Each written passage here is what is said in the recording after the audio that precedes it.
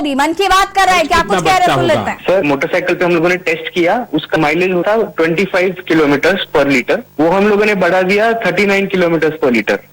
तो करीब करीब 14 किलोमीटर का फायदा हुआ और उसमें से 40% का कार्बन एमिशंस कम हो गया। और जब बसेस पे किया रीजनल ट्रांसपोर्ट कॉर्पोरेशन में, तो वहां पे 10% फ्यूल एफिशिएंसी इंक्रीज हुआ और उसमें भी 35-40% एमिशंस कम हो गया। मयूर, मुझे अच्छा लगा आपसे बात करके और आपके साथियों को भी मेरी तरफ से बधाई दीजिए कि सॉलिड लाइफ में खुद की जो समस्या थी उस समस्या का समाधान भी आपने खोजा और अब उस समाधान में से जो रास्ता चुना उसने पर्यावरण की समस्या को एड्रेस करने के लिए आपने बीड़ा उठाया। और ये हमारे देश के युवाओं का ये सामर्थ्य ही है कि कोई भी बड़ी चुनौती उठा लेते हैं और रास्ते खोज रहे हैं। मेरी तरफ से आपको बहुत शुभकामनाएं हैं, बहुत बहुत धन्यवाद। Thank you sir, thank you. साथियों, कुछ सालों पहले यदि कोई कहता था कि वो बिजनेस करना चाहता है या एक कोई नई कंपनी शुरू करना चाहता है, तब परिवार के बड़े बुजुर्ग का जवाब होता था, तुम नौकरी क्यों नहीं करना चाहते? नौकरी करो ना भाई।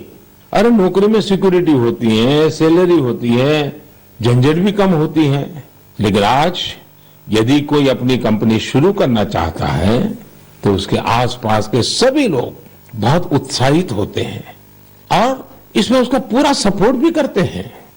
साथियों, भारत की ग्रोथ स्टोरी का यह टर्निंग पॉइंट है, जहां अब लोग सिर्फ जॉब सीकर्स बनने का सपना नहीं देख रहे बल्कि जॉब क्रिएटर्स भी बन रहे हैं।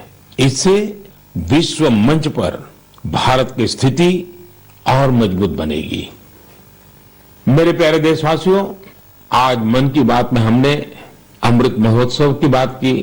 अमृत काल में कैसे हमारे देशवासी नए नए संकल्पों को पूरा कर रहे हैं, इसकी चर्चा की। और साथ ही दिसंबर महीने में सेना के शौर्य से जुड़े हुए अवसरों का भी जिक्र किया। दिसंबर महीने में ही एक और बड़ा दिन हमारे सामने आता है जिससे हम प्रेरणा लेते हैं।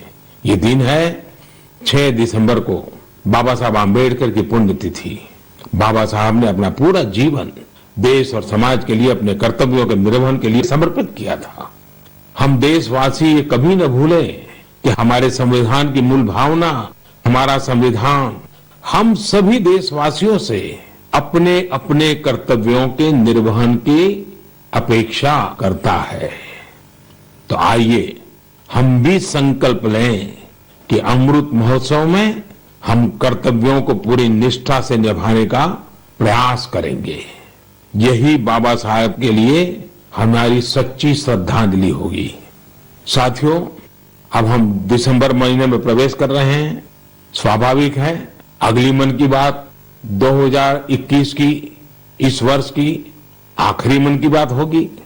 2022 में फिर से यात्रा शुरू करेंगे और वहां आपसे ढेर सारे सुझावों की अपेक्षा करता ही रहता हूं, करता रहूंगा।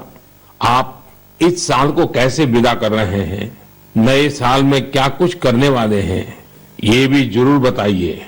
और हाँ, ये कभी मत भूलना, कोरोना अभी गया नहीं है।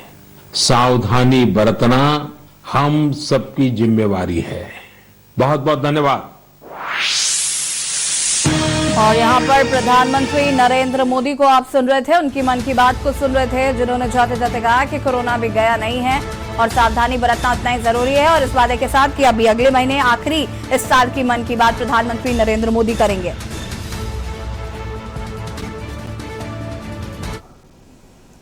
और लखनऊ से आपको लगातार हम खबर बता रहे हैं, यूपी टेट की परीक्षा को